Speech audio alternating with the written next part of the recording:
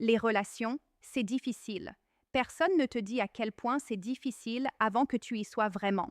Tu investis, tu construis quelque chose, tu transformes une simple connaissance en une personne qui compte plus que presque tout. Et puis un jour, pour une raison ou une autre, incompatibilité, distance émotionnelle, amour qui s'est éteint progressivement, tout s'effondre. Et maintenant cette personne est ton ex. Peut-être que vous travaillez au même endroit. Peut-être que vous vivez dans le même quartier, peut-être que vous avez les mêmes amis et que tu ne peux pas simplement l'effacer de ta vie, même si tu le voulais.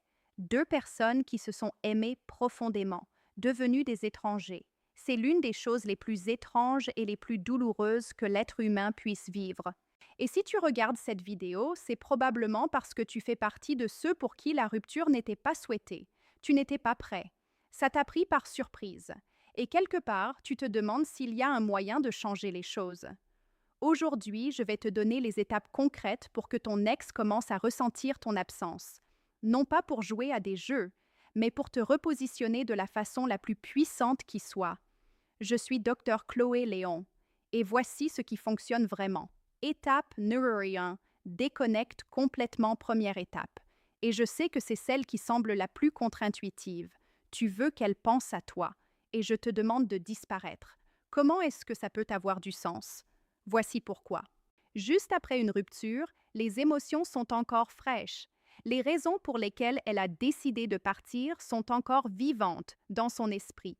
Et si tu continues à être présent, si tu continues à envoyer des messages, à passer devant chez elle, à réapparaître dans ses histoires Instagram, tu ne lui donnes pas la chance de te manquer.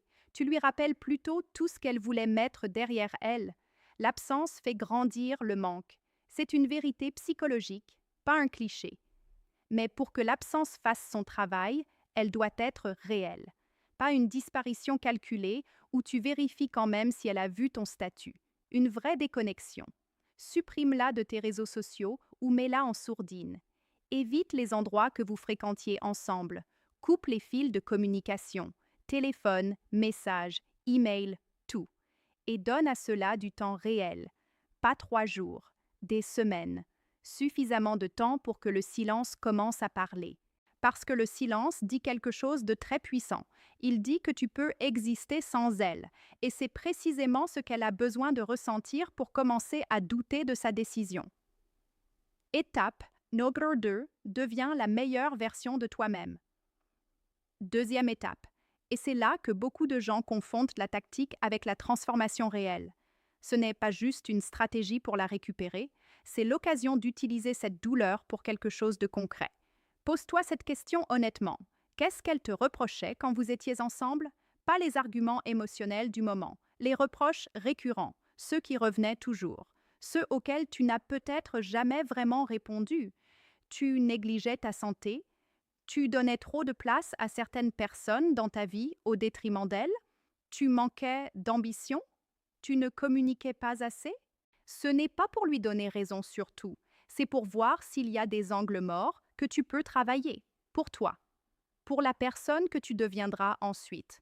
Parce que quand tu vous reconnectez éventuellement, et la question n'est pas si, mais comment tu veux que cette rencontre se passe, tu veux que ce soit évident que quelque chose a changé en toi, pas de façon superficielle, en profondeur, lis davantage, change ton cercle si nécessaire, travaille sur ce qui t'a empêché d'être pleinement présent dans cette relation. La meilleure vengeance a toujours été le succès, et le succès commence à l'intérieur. Étape numéro 3, change ton apparence. Troisième étape. Et elle est directement liée à la précédente, mais elle a son propre pouvoir. Quand tu te regardes dans le miroir, est-ce que tu vois la même personne qu'elle a laissée derrière, ou est-ce que tu vois quelqu'un qui a utilisé cette période pour se transformer physiquement aussi? L'apparence n'est pas tout, mais elle envoie un signal sur comment tu te perçois, sur l'effort que tu mets dans ta propre vie. Change ta coupe, travaille sur ta forme physique, rénove ta garde-robe. Pas pour elle, pour toi d'abord, parce que quand tu te sens bien dans ta peau, ça se voit, ça se ressent, et ça change fondamentalement l'énergie que tu dégages quand vous finissez par vous croiser.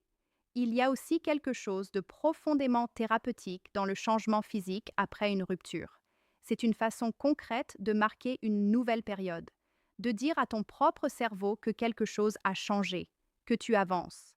Et l'avancement est l'une des choses les plus attractives qui existent. Étape numéro 4, sois genuinement heureux. Quatrième étape, et c'est la plus difficile parce qu'elle ne peut pas être fausse. Sois heureux, pas en performance, pas pour paraître, genuinement. Je sais que ça semble impossible quand la douleur est encore là, mais voici ce que je te demande de faire. Retourne vers tout ce qui te rendait heureux avant elle, avant que ta vie ne tourne autour de la relation, tes passions oubliées, tes amis que tu as peut-être négligés, les projets que tu avais mis en pause. Trouve un nouveau hobby, explore quelque chose que tu n'as jamais fait. Invite la légèreté et la joie dans ta vie de façon active et délibérée, parce que le bonheur authentique rayonne. Les gens autour de toi le ressentent.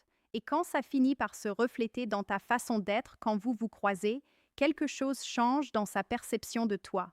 Elle commencera à se demander si elle a réellement pris la bonne décision. Et cette question, une fois qu'elle est installée dans son esprit, ne la quitte pas facilement.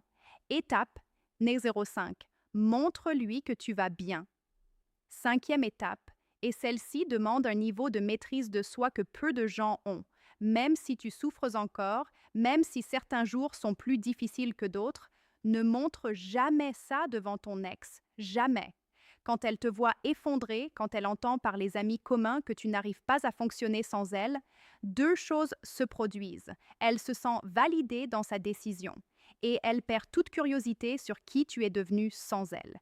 Mais quand elle te voit continuer à avancer, quand ta vie a l'air de se dérouler normalement, voire mieux qu'avant, quelque chose de très différent se produit dans sa tête. Elle commence à douter. Elle se demande si elle te manque autant que tu ne lui manques. Elle se pose des questions. Et les questions qu'elle se pose sur toi sont le début du manque.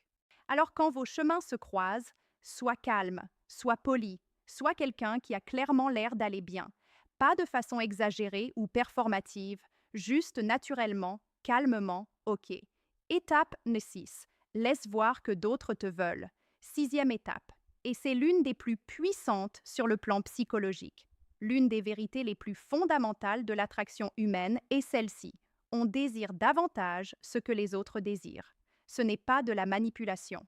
C'est de la psychologie sociale de base. Quand elle voit qu'il y a d'autres personnes dans ta vie qui t'accordent de l'attention, d'autres personnes qui apprécient ta compagnie, quelque chose se réveille en elle. Elle commence à se demander si elle a fait une erreur, si elle t'a sous-estimé, si quelqu'un d'autre est en train de voir ce qu'elle a laissé partir. Tu n'as pas besoin de forcer quoi que ce soit. Si l'occasion se présente naturellement de montrer que tu n'es pas seul, que ta vie sociale est active, que des gens apprécient ta présence, ne la cache pas. Laisse ça être visible, sans ostentation, sans excès, juste suffisamment pour que la question s'installe. Étape numéro 7. Utilise tes amis communs intelligemment. Septième étape. Et attention, celle-ci a ses règles. Tes amis communs sont un canal de communication indirect que tu ne peux pas ignorer, parce que même si tu as coupé le contact direct avec elles, les informations circulent. Alors, assure-toi que ce qui circule sur toi est positif. Laisse tes amis de confiance voir ta transformation, ton nouveau look, tes nouvelles activités, ton énergie changer. Ils n'ont pas besoin de faire un discours à ton sujet. Il suffit qu'ils partagent naturellement des moments de ta vie sur les réseaux sociaux ou qu'ils mentionnent simplement en passant que tu vas bien, que tu as l'air différent, que quelque chose a changé en toi. Une photo partagée par un ami commun sera toujours plus puissante qu'une photo que tu publies toi-même, parce qu'elle ne viendra pas de toi, elle viendra du monde autour de toi, et ça donne un crédit différent à l'information. Assure-toi seulement que ces amis sont réellement loyaux envers toi, parce que si ce n'est pas le cas, ça peut se retourner complètement contre toi. Étape numéro 8. Montre que tu as évolué vers quelque chose de mieux. Huitième et dernière étape, et je vais être direct. Il n'y a rien de plus percutant psychologiquement que de voir quelqu'un qu'on a quitté évoluer vers quelque chose ou quelqu'un qui représente clairement une upgrade. Ce n'est pas de la vengeance, c'est un signal puissant. Si tu fréquentes quelqu'un de nouveau, assure-toi que cette personne représente ce que tu valores vraiment. Quelqu'un qui a les qualités que tu cherchais. Quelqu'un qui correspond à qui tu es devenu, pas à qui tu étais. Parce que le message que ça envoie n'est pas « j'ai trouvé quelqu'un de mieux que toi ». Le message est « je suis devenu quelqu'un qui attire mieux ». Et c'est une distinction que ton ex va ressentir profondément. Elle se demandera si elle a laissé partir la meilleure version de toi, celle qu'elle n'a peut-être jamais vraiment vue. Réflexion finale. La vraie question à te poser.